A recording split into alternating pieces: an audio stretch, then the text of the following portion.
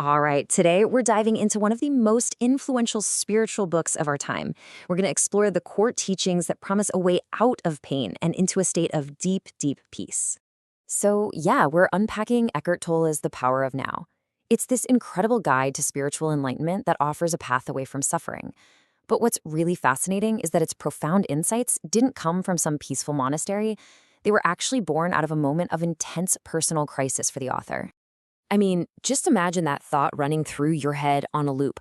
I cannot live with myself any longer. For Tolle, this wasn't just some dark passing thought. Nope, this was the one thought that actually became the catalyst for a total transformation. It was the thing that broke the cycle.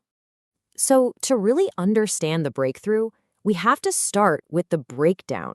We've got to look at the author's own journey, from being on the very brink of suicide to finding this state of profound peace. You see, up until he was 29, Tolle said his own life was his most loathsome burden. It was just this constant agonizing struggle, a deep, relentless suffering that he desperately, desperately wanted to end. And then, one night, right in the middle of all that despair, this really peculiar question just popped into his head. If I can't live with myself, wait a minute. Does that mean there are two of me? Am I one or am I two? The question was so weird, so out of left field, that it just stopped his mind in its tracks. And that little question fractured his whole identity and triggered this massive shift in consciousness. In that sudden moment of mental silence, the self that he couldn't live with anymore, that unhappy mind-made self, it just dissolved. And what was left behind? Well, that's what Tolle calls our true nature. Pure awareness, pure consciousness.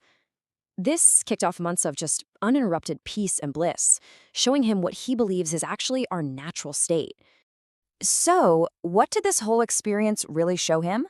Well, it points to a universal human condition and a huge misunderstanding that most of us have, the idea that we are our minds. Tolle gives this voice a name, the thinker.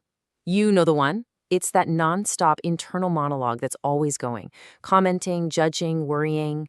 He argues that the biggest obstacle we have to finding peace is that we unconsciously identify with this stream of thought.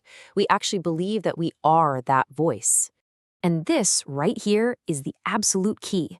That I that was able to observe his own suffering, that's the real you. It's the silent, witnessing presence. But the self that he couldn't live with, that's the ego, the compulsive thinker. Real freedom starts the moment you realize you are not the voice, you are the one who hears it.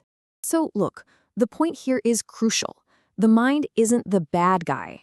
It's an incredible tool when we use it right. The problem isn't that we use it wrongly, it's that for most of us, most of the time, we don't use it at all. It uses us. The tool has taken over. But that compulsive thinker, that voice in our head, that's only one layer of the problem. Tolle says there's something even deeper, which is an accumulation of a whole lifetime of unresolved emotional pain. He calls this the pain body. Now, think of it like this. It's kind of like an invisible entity living inside you, and it's made up of all the painful emotions from your past that you never fully dealt with. It's this field of negative energy that can just lie dormant for a while, but when it gets triggered, it completely takes you over. And this little chart here just brilliantly shows its cycle.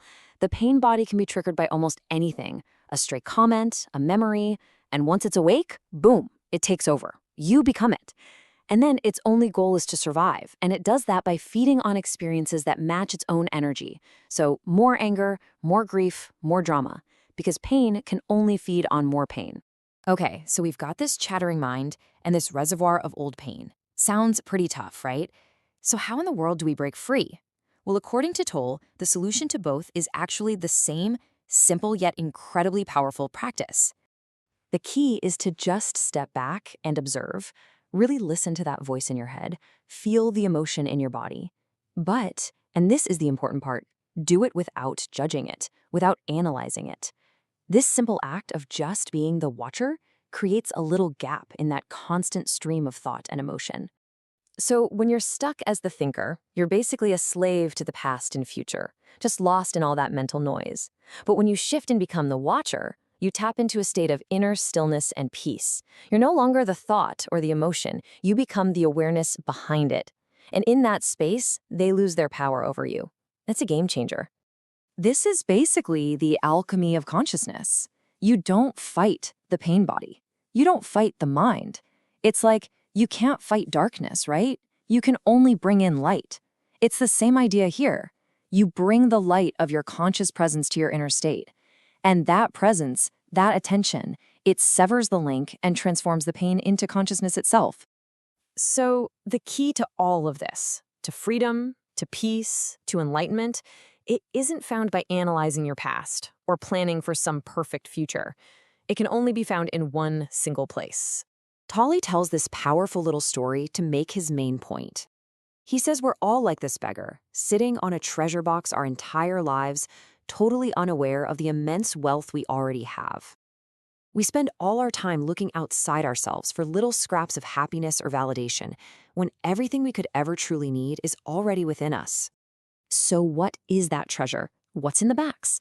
It's the profound peace and the vibrant joy of just being. And it can only be found in the now. Your mind is always trying to escape the present moment, right? It's obsessed with the past or worried about the future, but your entire life, your true self, your real power, it only ever exists right here, right now. So ultimately, the whole teaching is really just a simple invitation. The practice is to stop searching for fulfillment out there in the future and instead to turn your attention inward, to the present moment. The treasure is already there. The only question left is, will you look?